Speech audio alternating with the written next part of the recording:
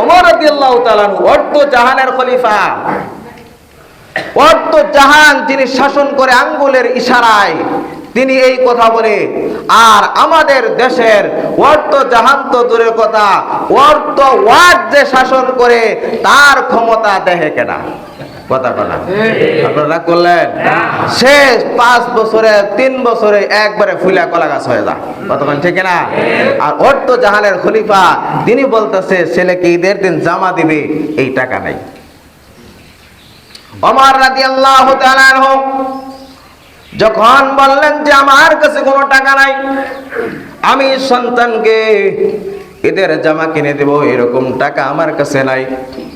ওমর রাদিয়াল্লাহু তাআলা আনহুর স্ত্রী বললেন তাহলে ঠিক আছে, আপনি একটা কাজ করেন, আপনি 1 মাসের বেতন রাষ্ট্রীয় কোষাগার থেকে অগ্রিম 1 মাসের বেতন নিয়ে নেন, চিঠি লেখেন আবু উবাইদার কাছে, একটা চিঠি লেখেন।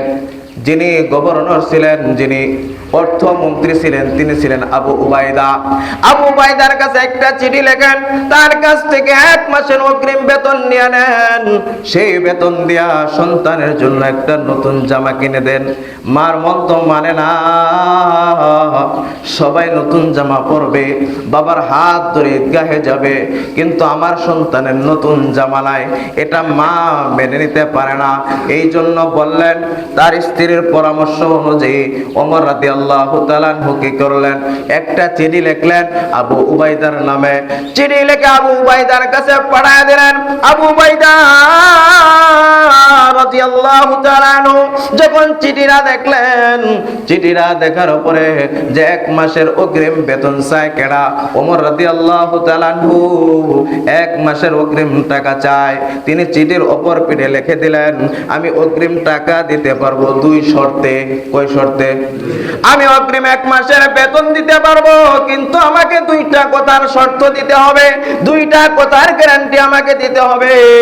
যদি আপনি 2টা কথার গ্যারান্টি দিতে পারেন, আমি উবাইদা আপনাকে 1 মাসের বেতন দিতে পারবো।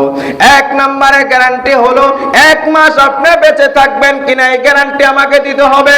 1 নম্বরের শর্ত 1 মাস আপনি বাঁচবেন কিনা, এই গ্যারান্টি আমাকে দিতে হবে। 2 নম্বরের শর্ত হলো 1 মাস আপনাকে জনগণ ক্ষমতায় রাখবে কিনা, এই গ্যারান্টি দিতে হবে। এই 2টা গ্যারান্টি যদি দিতে পারেন, আমি আবু উবাইদা আপনাকে 1 মাসের বেতন অগ্রিম দিয়া দেব। জোরে করে আল্লাহু আকবার।